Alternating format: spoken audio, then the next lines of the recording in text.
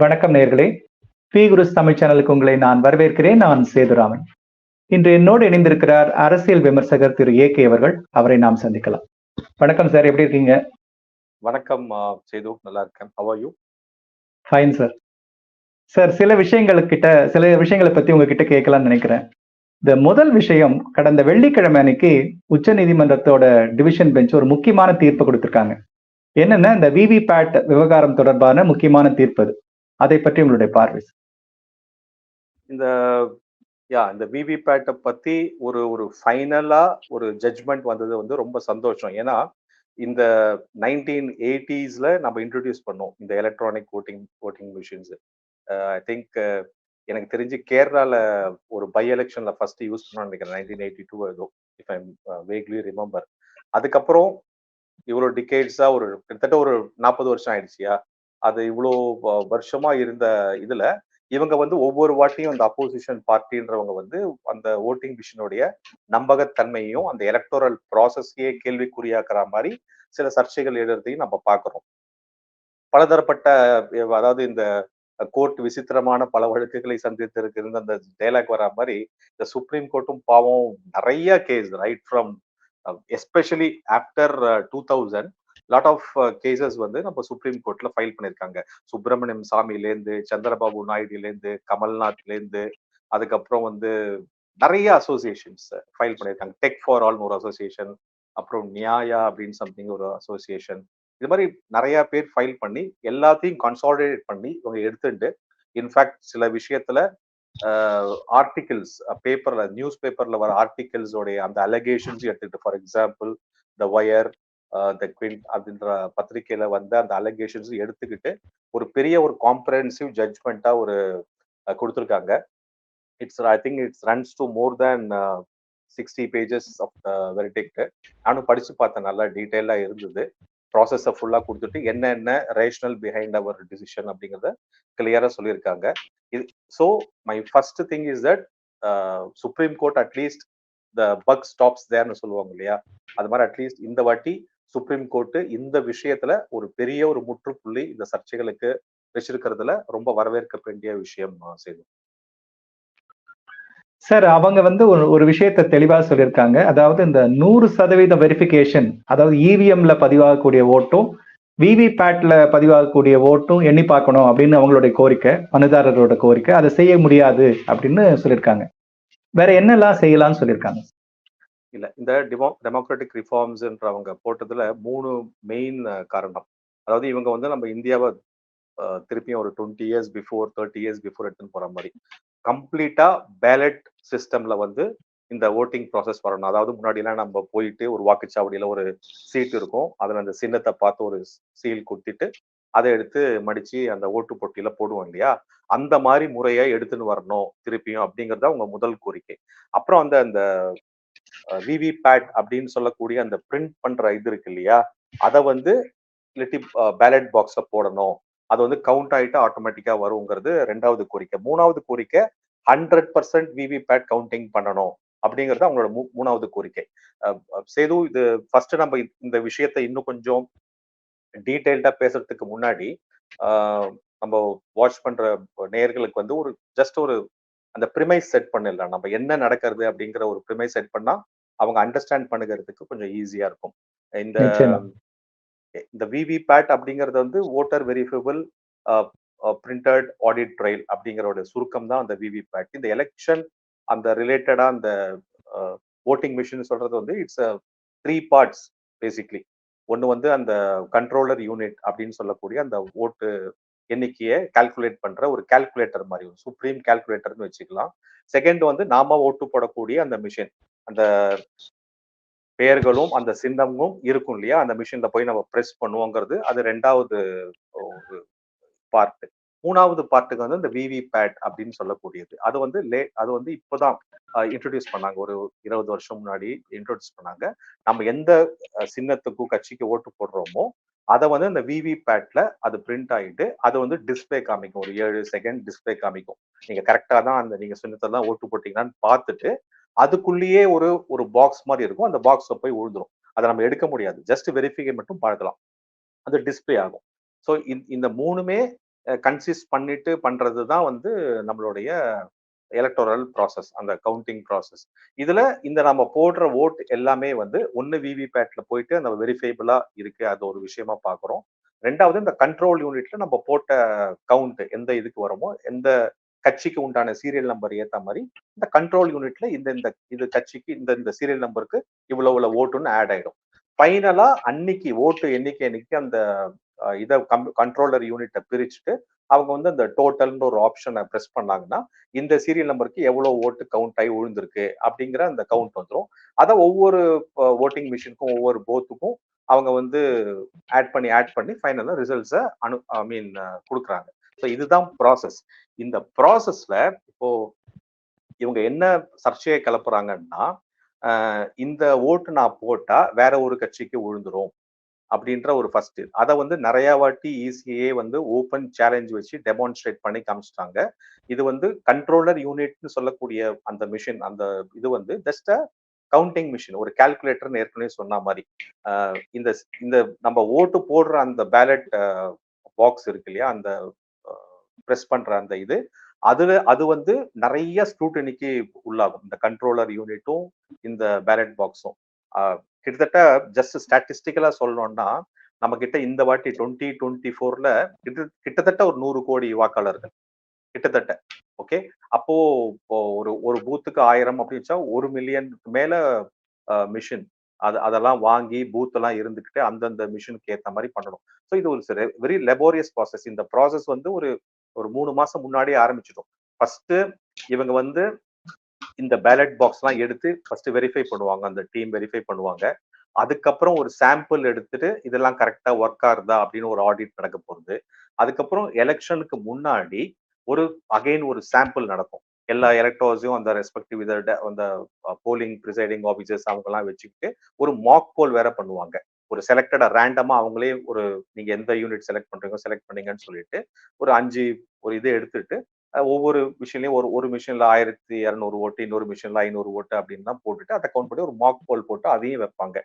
இது எல்லாமே வெரிஃபை பண்ணிட்டு எல்லாமே அக்செப்ட் பண்ணிக்கிட்டு ஒரு எரரும் இல்லைன்ற பிறகுதான் இந்த விஷயம், இந்த மிஷின் வந்து நம்ம பயன்பாட்டுக்கு வரும் அன்னைக்கு ஓட்டு அன்னைக்கு. இதை தவிர இந்த பதிவேற்றம் செய்யறாங்க இல்லையா, யாரு எந்த சின்னத்துல வாக்களிக்கிறான், அது வந்து கடைசி மட்டும் முன்னாடியே தெரியாது. கண்ட்ரோலர் யூனிட் வந்து ஜஸ்ட் ஒரு கவுண்டர் மாதிரி தான். இந்த சீரியல் நம்பருக்கு இவ்வளவு ஓட்டு வந்தது, ஃபர்ஸ்ட் சீரியல் நம்பருக்கு ஒரு ஓட்டு, செகண்ட் சீரியலுக்கு இவ்வளவு ஓட்டுன்ற ஒரு கவுண்ட் தான். அதை வந்து அந்த இன்ஃபர்மேஷன் கொடுக்கறது வந்து நாம பிரஸ் பண்ற அந்த பேலட் மிஷின், அதுல வந்து பதிவேற்றம் செய்வாங்க. அதை வந்து மேல ஒட்டுவாங்க பேசிக்கலி அந்த ஸ்டிக்கர் மாதிரி. இந்த ஃபர்ஸ்ட் சீரியல் நம்பர் தான் இந்த கட்சிக்கு, செகண்ட் சீரியல் நம்பர் இந்த கட்சிக்கு. அதுவும் ரேண்டமைஸ்டு. அதுலயும் உங்களால ஒரு ஊழல் பண்ண முடியாது. ஏன்னா ஒவ்வொரு கான்ஸ்டிடியூன்சிக்கும் வேற வேற மாதிரி சீரியல் நம்பர் வரும். இப்போ ஃபார் எக்ஸாம்பிள் தென் சென்னைக்கு வந்து ஒரு பிஜேபி சேர்ந்த வாக்காளர் இருக்காங்கன்னா அவங்க சீரியல் நம்பர் 2ல இருந்தாங்கன்னா, நெக்ஸ்ட் இன்னொரு கான்ஸ்டிடுவன்சிஸ்ல அந்த வாக்காளர் வந்து அதே சீரியல் நம்பர் 2ல இருக்க மாட்டாங்க. சீரியல் நம்பர்ல 4ல இருப்பாங்க, 5 இருப்பாங்க. இது வந்து அவங்களுடைய ஆல்பபெட்டிக்கல் அசெண்டிங் ஆர்டர் பிரகாரம் அவங்க கொடுக்குறாங்க அந்த கான்ஸ்டிடுவன்சிஸ்க்கு. ஸோ அதனால இந்த நீங்க வேட்பாளர் சொல்றீங்கன்னு நினைக்கிறேன். வாக்காளர் சொன்னீங்க, வேட்பாளர். வேட்பாளர் வந்து அந்தந்த கான்ஸ்டிடுவன்சிக்கு மாறுபட்டுட்டே இருப்பாங்க. ஸோ நான் ஒரு சீரியல் பிரஸ் பண்ணனா இந்த வேட்பாளருக்கு தான் விழுன்ற மாதிரி அந்த இதுவும் கிடையாது. செகண்ட், இந்த விவி பேட் அப்படிங்கறத வந்து அதுக்கு முன்னாடியே வந்து எலெக்ஷனுக்கு முன்னாடி அதுவும் ஒரு பதிவேற்றம் பண்ணுவாங்க. ஒரு பார் கோட் மாதிரி வச்சுட்டு அந்த இமேஜ், இந்த சீரியல் நம்பருக்கு இந்த இமேஜ் அப்படின்னு ஒரு பதிவேற்றம் நடக்கும். அப்பதான் இந்த இந்த வேட்பாளருக்கு நம்ம வந்து பிரஸ் பண்ணோம்னா கரெக்டா அதுக்கு உண்டான அந்த இமேஜ் நமக்கு தெரியும். ஓ, இது இந்த சின்னத்துக்கு காங்கிரஸோட ஹேண்ட் சிம்பிள், பிஜேபியோட தாமரை சிம்பிள், டிஎம்கேயோட உதயசூரியன் சிம்பிள்னு வந்துட்டு அது உள்ள விழும். இதுதான் ப்ராசஸ். இப்போ இங்க இவங்க வைக்கிற அலகேஷன்னா இதுல நாங்க நம்பிக்கை கிடையாது அப்படின்னு சொல்லிட்டு இந்த விவி பேட் இன்ட்ரோடியூஸ் பண்ணும் போதே சுப்பிரமணியம் சுவாமி அவர்கள் வந்து ஒரு கேஸ் போட்டுட்டு இதை வந்து எல்லா இடத்துலயும் வந்து நம்ம எடுத்துன்னு வரணும். ஏன்னா ஓட்டு போடுறது என்னோட உரிமை, அது எந்த கட்சிக்கு நான் ஓட்டு போடுறேங்கிறத நான் தெரிஞ்சுக்கணும். முதல்ல நான் வந்து கண்மூடித்தனமா ஒரு மிஷின்ல பிரஸ் பண்ண முடியாதுங்கிறத கோர்ட் அங்கீகரிச்சு அவங்களும் சொன்னாங்க. இந்த இசிஐக்கு ஒரு டைரக்ஷன் கொடுத்தாங்க, இந்த ப்ராசஸ் விவி பேட் எடுத்துன்னு வாங்க, அதுவும் டிரான்ஸ்பரண்டா எடுத்துன்னு வாங்க, நீங்க ஃபேஸ்டா எடுத்துன்னு வாங்க. எடுத்த உடனே எல்லா அசம்பிளி பார்லிமெண்ட் கான்ஸ்டியூஷன் இம்ப்ளிமெண்ட் பண்ணாம இன் ஃபேஸ்டு மேனரா you try to get it done அப்படின்னு சொன்ன இப்போ வந்துடுச்சு ஆல்மோஸ்ட் எல்லா கான்ஸ்டியூஷன் இந்த விவிபேட் அப்படிங்கிற அந்த ப்ராசஸ் வந்துடுது. அதே மாதிரி எவ்வளவு பெர்சன்டேஜ் ஆஃப் எடுத்து பண்ணணுங்கிறது வந்து சந்திரபாபு நாயுடு ஒரு கேஸ் போட்டாரு. 50% வெரிஃபை பண்ணோம். ஏன்னா ஓட் எலெக்ட் பண்ணும்பொழுது நம்ம அந்த கண்ட்ரோல் யூனிட்ல எவ்வளவு கவுண்டோ அதுதான் பண்ணுவோம். அது ஏதாவது சேலஞ்ச் பண்ணணும்னா அப்பதான் என்ன பண்ணுவாங்க, இந்த விவிபேட்ல இருக்கிற அந்த பிரிண்டட் ஸ்லிப் இருக்கு இல்லையா, அந்த கீழே விழும்.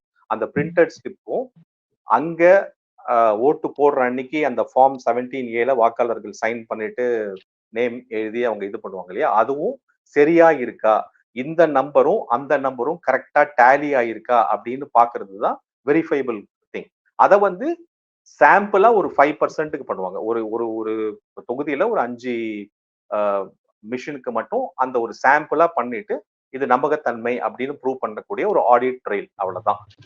ஆனா இதையே தான் நீங்க ப்ராசஸா எடுத்துட்டு வரணும், நீங்க ஓட் பண்றதே நீங்க வந்து அந்த விவிபேட்ல உழுறத வச்சுதான் பண்ணணும்ன்ற மாதிரி இவங்க கோரிக்கையை கோர்ட் வந்து நிராகரிச்சுட்டு இந்த ப்ராசஸ் கரெக்ட், இது நம்ம ரொம்ப இன்டெகிரிட்டி அந்த கிரிட்டிகாலிட்டியை பார்த்து இது ரொம்ப நல்லா பண்றாங்க, ஸோ அதனால இதெல்லாம் ஏற்க முடியாது, இது நல்லா ப்ராசஸா இருக்கு அப்படின்ற ஒரு டைரக்ஷனை வந்து சுப்ரீம் கோர்ட் கொடுத்து இந்த சர்ச்சைக்கெல்லாம் ஒரு முற்றுப்புள்ளி வச்சிருக்குன்றத பாக்குறோம் நம்ம.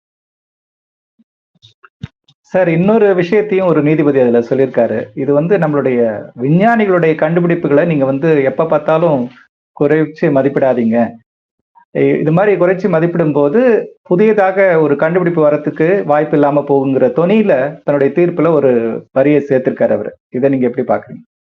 கண்டிப்பா நம்ம மக்களுக்கு வந்து நம்மளுடைய தொழில்நுட்பம் அப்படின்னாலே எப்பயுமே ஒரு ஒரு ஒரு மட்டுப்படுத்தி பாக்குறதும், வெளிநாட்டுல இருந்து வர ஒரு தொழில்நுட்பத்தை வந்து நம்ம வந்து ஆஹா ஓன்னு ஒரு புகழ்ந்து வியக்கிறதும், நம்ம வந்து ஜென்ரலா அந்த ஒரு கலோனியல் மைண்ட் செட்ல நம்ம இன்னும் இருக்கோங்கிறது நிதர்சனமான உண்மை.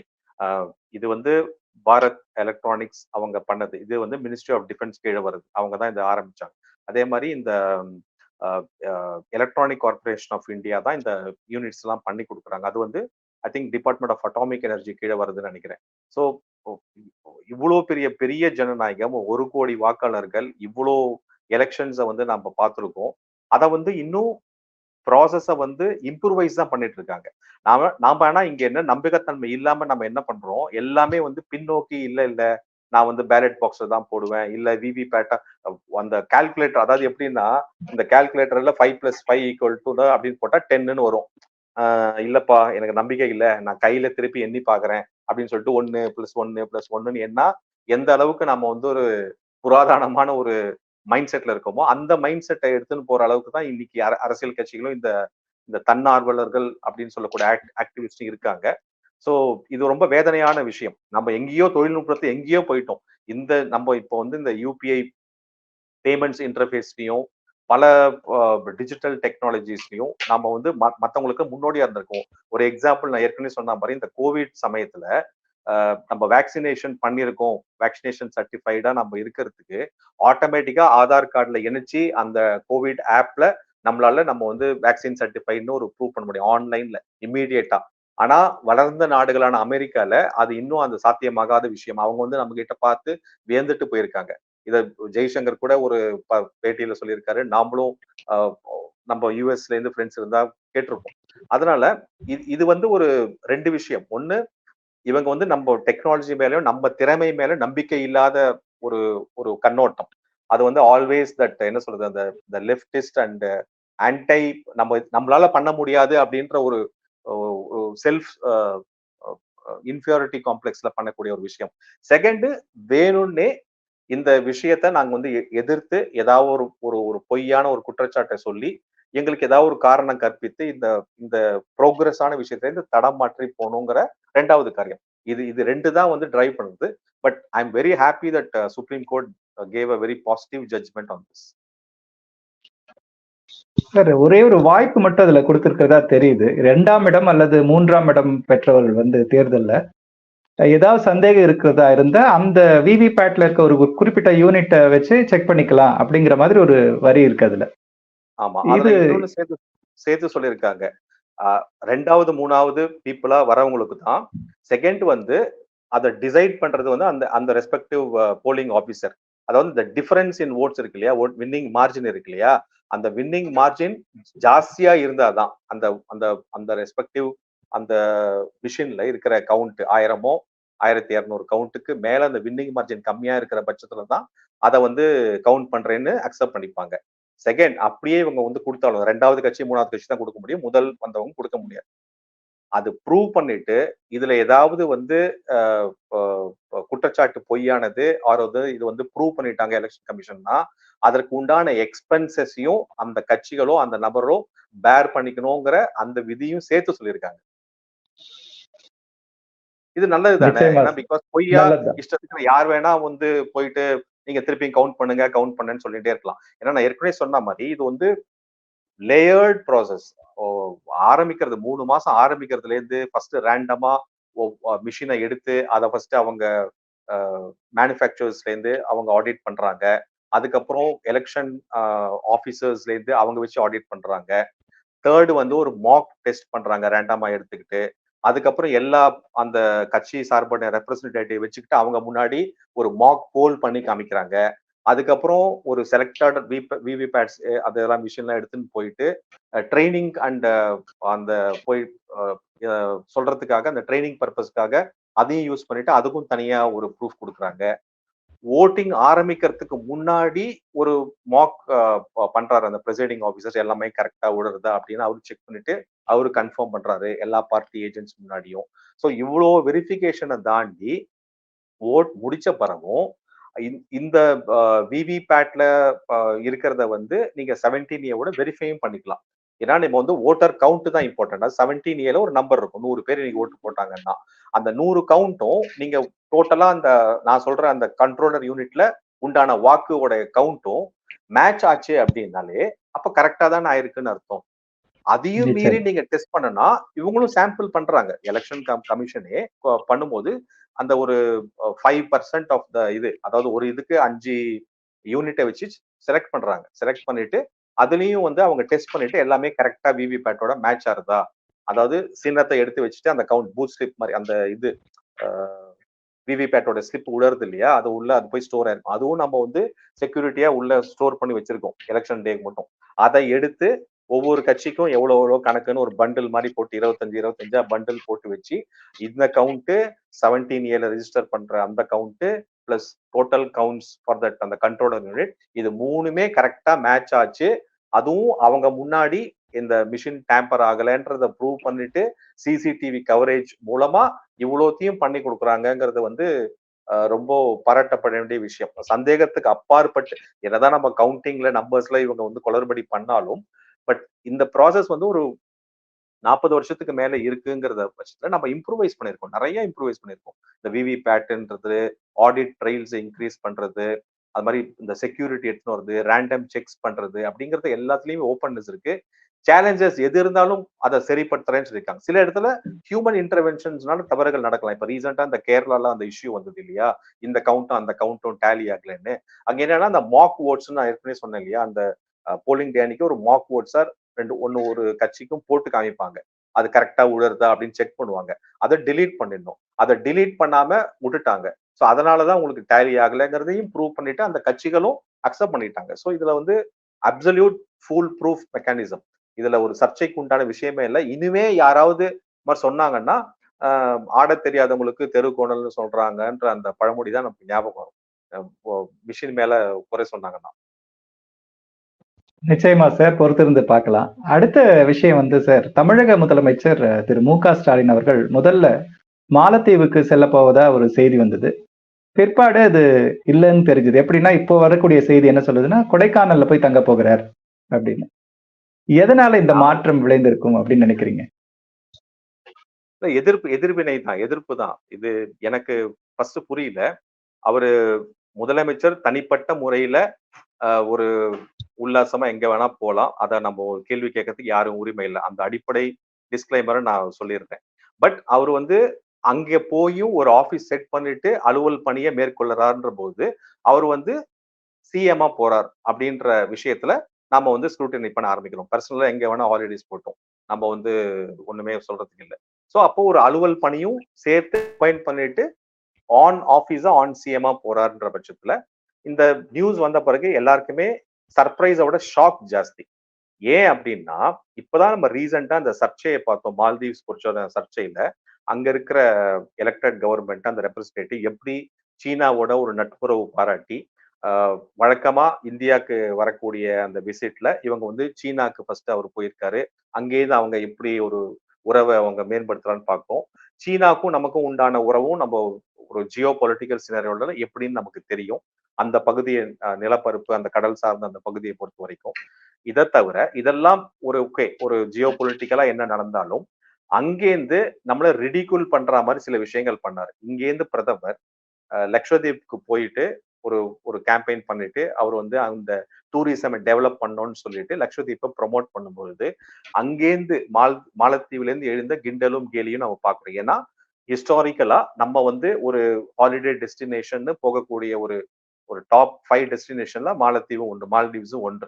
அ அத மீறி இங்க பிரதமர் மோடி நம்ம மக்களுக்கு உண்டான நம்ம அ இந்தியா பகுதியை சார்ந்த லக்ஷதீப்ல ஒரு இந்த டூரிசம் ப்ரமோட் பண்ணும்பொழுது, பொருளாதார ரீதியா அவங்களுக்கு ஒரு பின்னடைவு. ஏன்னா, மாலத்தீவு வந்து ஒரு பெரிய தொழில் சார்ந்த ஒரு தீவு கிடையாது. எல்லாமே டூரிசம் நம்பி இருக்கக்கூடிய ஒரு கண்ட்ரி. அப்படி இருக்கிற பட்சத்துல இவரு இங்க ப்ரமோட் பண்ணும்போது அவங்களுக்கு இன்னும் ஒரு ஒரு அதிருப்தியாகி கேலியும், கிண்டலும் பண்ண ஆரம்பிக்கிறாங்க. அந்த கவர்ன்மெண்ட் மட்டும் இல்ல, கவர்ன்மெண்ட்ல இருக்கிற மினிஸ்டர்ஸ் மட்டும் இல்ல, அங்க இருக்கிற ஊடகவியலாளர்கள் பிளஸ் பத்திரிகை, அந்த மீடியா சார்ந்த எல்லாருமே பண்ணும்பொழுது, இங்கேருந்து எதிர்வினை வருது. ஒரு ஒரு நேஷனல் பிரைடு, நம்ம கண்ட்ரி, நம்ம பிரதமர் நம்மள இப்படி கேலி கிண்டல் பண்றாங்கன்னு சொல்லிட்டு, நம்போ இங்க நெறைய அந்த டிராவல் அக்ரிகேட்டர்ஸ்ன்னு சொல்லக்கூடிய சில பேர் வந்து ஸ்டாட்டிஸ்டிக்ஸ்க்கே குடுத்தாங்க. நெறையா அ மாலத்தீவுக்கு உண்டான டிக்கெட் அந்த டூரிசம் வந்து அந்த டிக்கெட்ஸ்லாம் கேன்சல் ஆயிருக்கு புரோகிராமு. எல்லாமே வந்து லக்ஷதீப்க்கு போறாங்க. சோ அது ஒரு புரொடெஸ்ட்டா பார்த்தாங்க. ஒரு கண்ட்ரிக்கும் இவ்ளோ என்னோட பிரதமர்ன்னு சொல்றத விட, பிரதமர் வந்து நம்ம தேசத்தின் ஒரு அ தலைவர் தானே. சோ நம்ம பிரதமர விமர்சிக்கும் பொழுது, நம்ம தேசத்தையும் ஒரு விமர்சனத்துக்கு உண்டான விஷயமா தான் நம்ம பார்க்கணும். அப்படி இருக்கும் பொழுது, அந்த ஒரு உணர்வு நம் தேசம், அந்த உணர்ச்சி காரணமா நெறைய பேர் கேன்சல் பண்ணிட்டு அந்த எதிர்வினை ஆற்றுறது அந்த ஒரு மாரி பார்த்தோம். இப்படி இருந்த காலகட்டத்துல, திருப்பியும் மாலத்தீவுல நம்ம சில உதவிகள் பண்ண மாட்டோம். நீ வந்து என்னுடைய ராணுவத்த இங்கேருந்து வெளியில சொல்லி அப்படின்னு சர்ச்சையில நம்ம எல்லாத்தையும் ஓகேன்னு சொல்லிட்டு வந்துட்டோம். அதுக்கப்புறம் ஒரு பினான்சியல் கிரைசிஸ் அவங்களுக்கு, ஒரு ஃபுட் கிரைசிஸ். திருப்பி நம்மள தான் வந்து அ ஹெல்ப்க்கு வந்தாங்க. நம்ம ஹெல்ப் பண்ணோம். எந்த பிரதமர் அங்க இருக்கக்கூடிய பொ அந்த பார்லிமென்ட்ல நம்மள வந்து ஒரு தூஷித்து ஒரு விஷயம் சொன்னாங்களோ, அதே அ பார்லிமென்ட், அதே மினிஸ்டர்ஸ் இன்னைக்கு தேங்க் பண்ணியிருக்காங்க நம்மள. எங்கள சார்ந்து உதவி பண்ணியிருக்கீங்கன்னு. சோ இது இந்த மாரி நடக்கக்கூடிய விஷயம் இந்தியா முழுக்க மட்டுமல்ல, உலகம் முழுக்க பார்த்த விஷயம். இது ஒரு புறம். 2 பிரதமர் இங்க வந்தபோது, சீனாக்கும், இந்தியாவுக்கும் உண்டான உறவ நம்ம சொல்ல சொல்ல வேண்டியதில்ல. அது என்னதான் ஒரு நம்ம வந்து கட்டுப்படுத்தி ஒரு நல்லுறவா மெயின்டெயின் பண்ணாலும், ஒரு ஒரு பகைமை எப்பயுமே இருக்கும். அந்த பாகிஸ்தான், சீனா போன்ற நம்ம அந்த நாடுகள்.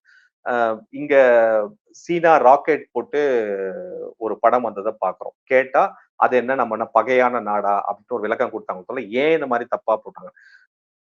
இதெல்லாம் நடந்துட்டு இருக்கும்போது, இன்னைக்கு நான் ஒரு டூருக்கு போறேன். அதுவும் ஒரு ஒரு ஒரு முதல்வர், ஒரு very notable and prominent personality.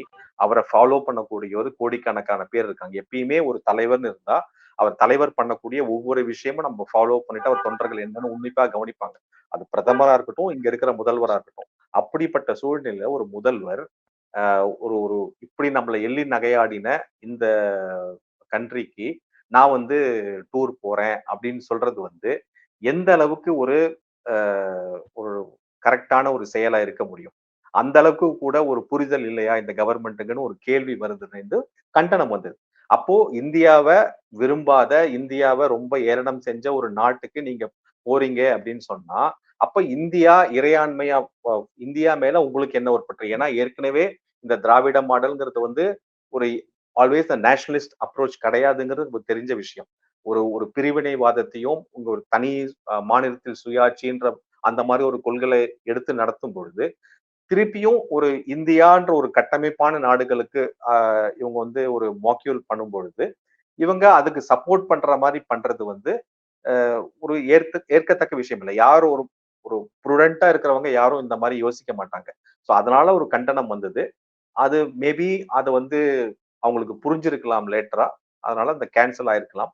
But ஒரு ஒரு தவறான ஒரு அட்வைஸோ, ஒரு தவறான அ ஒரு செயலோ நடப்பது தவிர்க்கப்பட்டிருக்கிறது தான் நான் பார்க்குறேன்.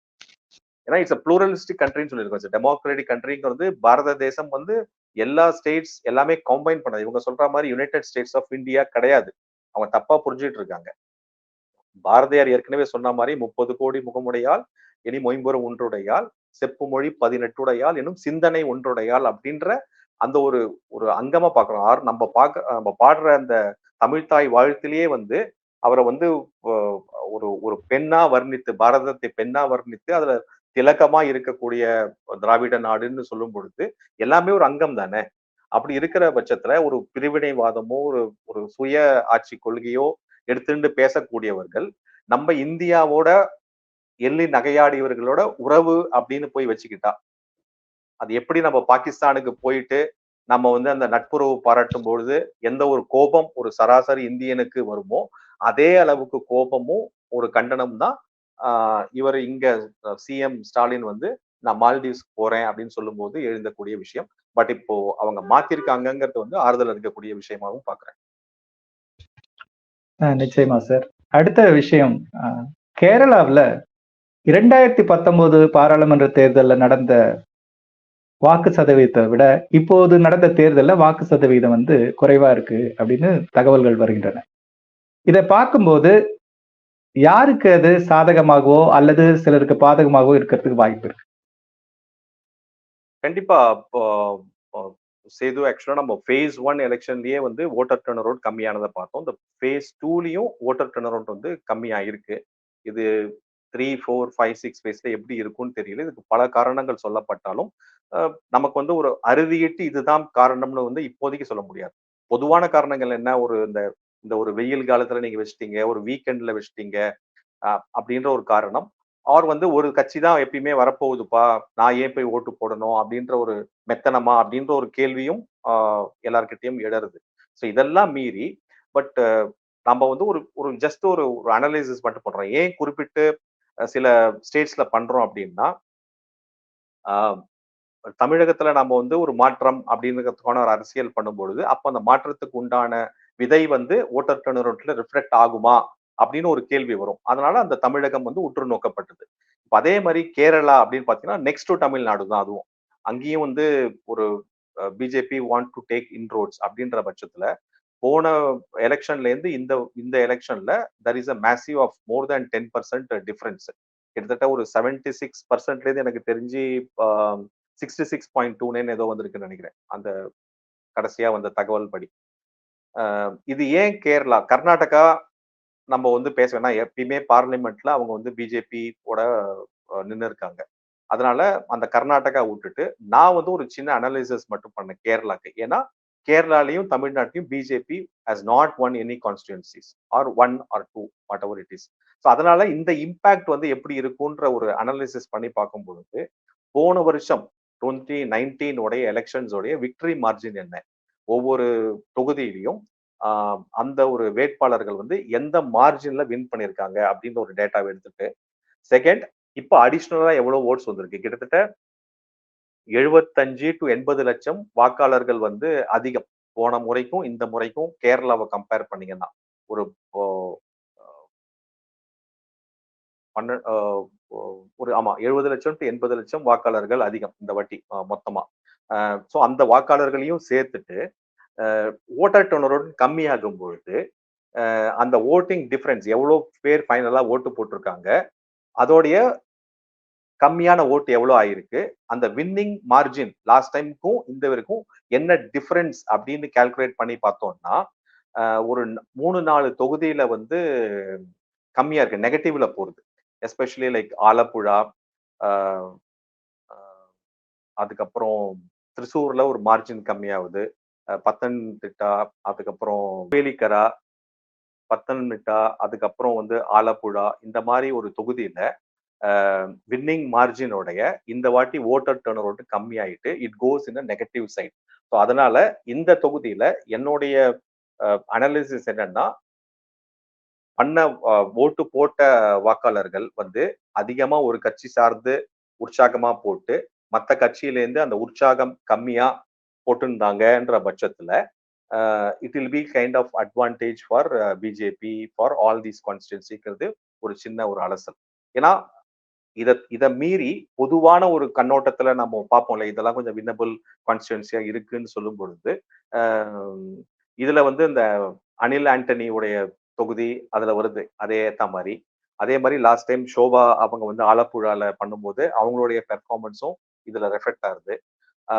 திருவனந்தபுரம் மாதிரி ஒரு சிட்டிஸ்ல எடுத்துக்கிட்டீங்கன்னா லாஸ்ட் டைம் 1 lakh மார்ஜின்ல கிட்டத்தட்ட 1 lakh மார்ஜின்ல வந்து சசி தரூர் வின் பண்ணாரு. இந்த வாட்டி ராஜீவ் சந்திரசேகரோட போட்டி போடும்போது probably it will not be an 1 lakh margin, it will B less than 30,000 are around 40,000 அந்த மாதிரி தான் இருக்கும். அதே மாதிரி திரிசூர்ல அதிக வாய்ப்பு சுரேஷ் கோபி அவர்களுக்கு. அந்த விக்டரி மார்ஜின் எய்தர் கம்மியாகும், இல் கம் டு செகண்ட் பிளேஸ் மாதிரி, இல்ல வின் பண்ணக்கூடிய சான்ஸும் இருக்குங்கிறத பாக்குறோம். அதுதான் ஒரு சின்ன analysis based on last time உடைய மார்ஜின் ஆஃப் ஓட்ஸ் எவ்வளவுல வின் பண்ணிருக்காங்க, இந்த வாட்டி ஓட்டு எவ்வளவு குறைஞ்சிருக்கு, லாஸ்ட் டைம் ஓட்டு போட்டதோட இந்த வாட்டி ஓட்டு எவ்வளவு குறைஞ்சிருக்குன்னு பார்க்கும்போது இந்த ஓட்டு குறைவான எண்ணிக்கையும் இந்த மார்ஜின் ஆஃப் ஓட்ஸையும் கம்பேர் பண்ணி பார்க்கும்போது நெகட்டிவ்ல போறது வந்து இந்த ஒரு 3-4 கான்ஸ்டிடுவன்சிஸ்னால, ஏற்கனவே ஒரு பொது அபிப்பிராயத்துல இந்த 3-4 கான்ஸ்டிடுவன்சிஸ்ல ஒரு வாய்ப்பு இருக்குன்றதுனால இந்த டேட்டாவும் அதை ப்ரூவ் பண்றதுனால இந்த அனாலிசிஸ் நான் பண்ணேன். சார், இது வரைக்கும் உங்களுடைய விளக்கங்களை தெளிவா சொன்னீங்க சார், ரொம்ப நன்றி. நேர்களே, இந்த வீடியோ உங்களுக்கு பிடித்திருந்தால் லைக் பண்ணுங்கள், ஷேர் பண்ணுங்கள், மறக்காமல் பி குருஸ் தமிழ் சேனலை சப்ஸ்கிரைப் செய்யுங்கள். நன்றி, வணக்கம். Thank you very much sir. வணக்கம் சிது, ஜெய் ஹிந்த்.